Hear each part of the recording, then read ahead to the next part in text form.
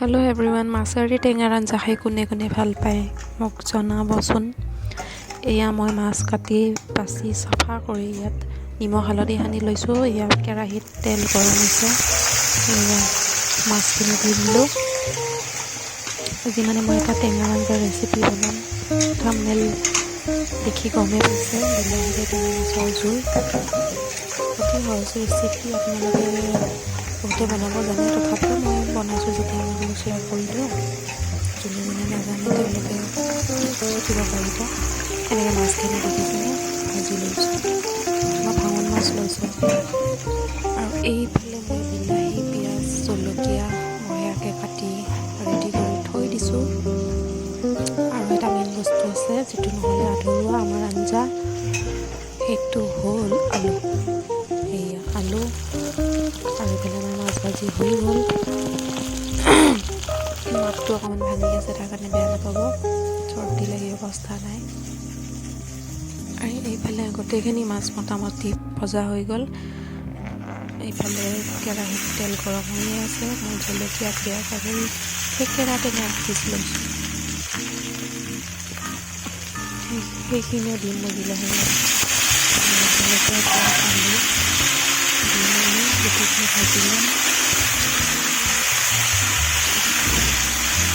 ভাজি নিমখ হালধি নিজৰ প্ৰয়োজন অনুসৰি দি লৈছোঁ, আকৌ অকণমান ভাজিছোঁ। তাৰপিছত বিলাহী আৰু থেকেৰা টেঙা যে থৈ দিছিলোঁ, সেইখিনি বস্তু ইয়াত ঢালি দিম। এতিয়া দি দিলোঁ।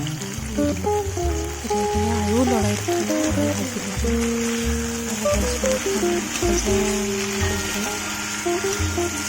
10 মিনিটমান তাৰপিছত পানী দিব লাগিব। পানী দি কিনে অকণমান উতলিব দিব লাগিব। এয়া পানী দি দিলোঁ। এতিয়া ইয়াত ভাজি থোৱা মাছখিনি আপোনালোকক যিমান লাগে প্ৰয়োজন অনুসৰি দিলে হ'ল। ময়ো মোৰ প্ৰয়োজন মতে যিখিনি লাগে সেইখিনি দি দিছোঁ। আৰু দেখাত কিন্তু খাওঁ খাওঁ লাগিছে আঞ্জাখন একেবাৰে। জিভাৰ পানী পৰিছেনে নাই জনাবচোন।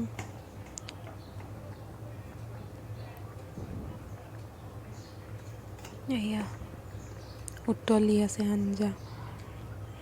এয়া মাছখিনি দি দিলোঁ মই যিখিনি লাগে, তাৰপিছত ভালকৈ উতলিব দিছোঁ। তাৰপিছত আমাৰ অলমষ্ট আঞ্জাটো ৰেডিয়ে হৈ যাব, ভালকৈ যেতিয়া উতলিব। এয়া আমাৰ আঞ্জা ৰেডি। বিলাহী আলুৰে টেঙা মাছৰ জোল গৰম গৰম ভাতৰ লগত খাওক, তৃপ্তিৰে ভাত দুগৰা বেছিকৈ যাব। ভাল লাগিছে যদি লাইক, শ্বেয়াৰ, ছাবস্ক্ৰাইব কৰি